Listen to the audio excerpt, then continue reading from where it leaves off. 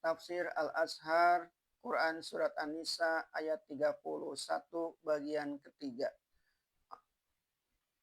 Dan akan kami masukkan kamu ke tempat masuk yang mulia. Tempat masuk yang mulia akan terdapat pada dua tempat. Pertama, di dunia ini, karena dengan menempuh jalan yang baik, hidup jadi bahagia.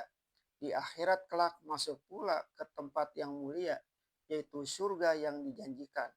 Setengah dari ikhtiar itu membuat hidup yang lebih baik, terjauh dari berbuat dosa-dosa yang besar.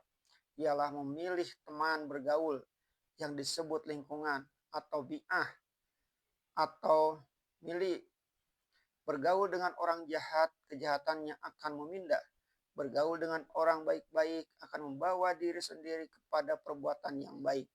Kehidupan itu adalah tiru-meniru dan pindah memindah.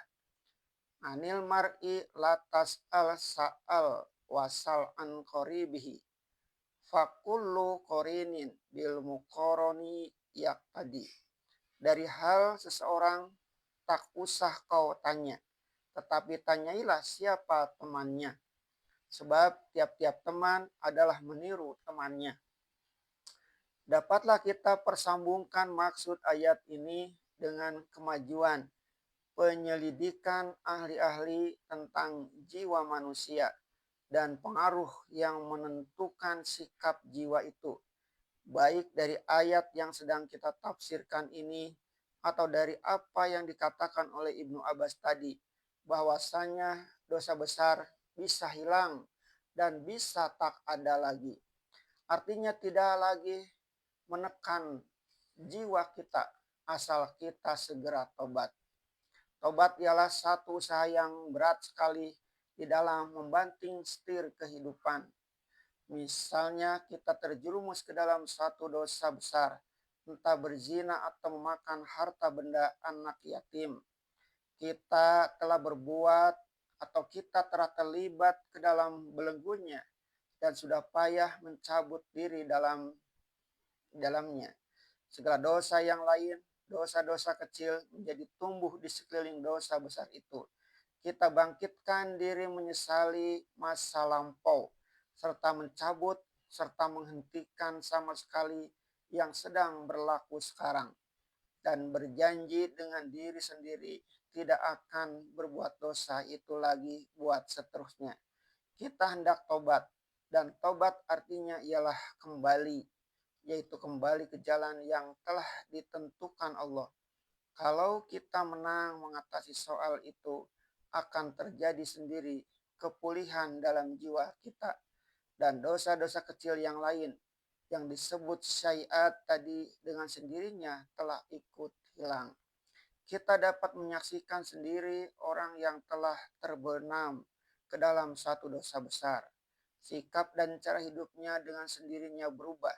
Sikap jiwanya menjadi kentara. Kalau dia telah telanjur menjadi seorang pezina misalnya, matanya pun menjadi liar apabila melihat perempuan cantik. Demikian juga perempuan yang telah terlanjur berzina. Orang mukmin dapat firasat bahwa cahaya kesucian menjadi padam dari matanya. Dia tidak mengenal malu lagi. Dosa-dosa yang ditimbulkan oleh matanya yang padam cahaya kesucian itu sebab tidak sanggup lagi mengendalikan diri. Menunjukkan bahwa jiwanya mulai sakit.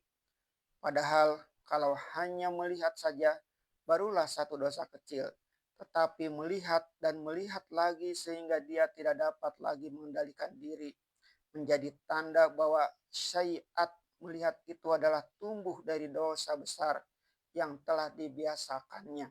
Itulah sebabnya di dalam ayat yang tengah kita tafsirkan ini, kita diperintahkan ijtanibu, artinya jauhi atau menyingkir dari dosa-dosa besar yang dilarang itu. Kalau dosa besar telah dijauhi, akan ditangkiskan Allah lah dosa-dosa kecil dari dirimu. Dengan sikap demikian, sikap jiwamu masih tetap terpelihara. Dosa-dosa kecil yang tidak disengaja, yang kadang-kadang terlintas di dalam hidup, tidak lagi memengaruhi sikap jiwa. Ibnu Abbas mengatakan bahwa dosa kecil kalau terus-menerus tidaklah kecil lagi.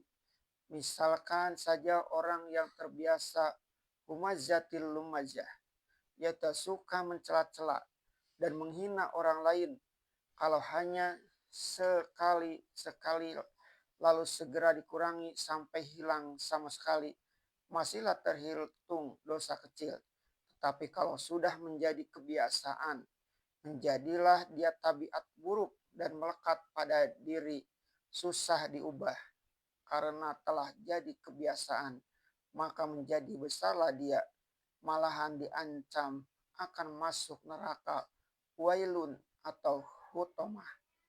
Manusia yang berakal budi senantiasa berusaha mempertinggi martabat jiwanya sehingga mempunyai kemanusiaan yang lebih sempurna. Orang mengemukakan filsafat tentang akhlak atau etika. Orang memperkatakan tentang sopan santun, tetapi sopan santun yang mendapat tuntunan dengan tauhid, kepercayaan akan adanya Allah dan kasih sayangnya, itulah jalan satu-satunya yang lebih terjamin membentuk diri dalam mencapai kesempurnaan itu. Dalam ajaran filsafat dikatakan yang sebaik-baik cinta ialah mengerjakan yang baik karena semata-mata dia baik, bukan karena mengharap balas dan upah manusia. Alangkah baiknya filsafat demikian kalau kita mendapat tuntunan dari Maha Kuasa tertinggi tentang mana yang baik itu.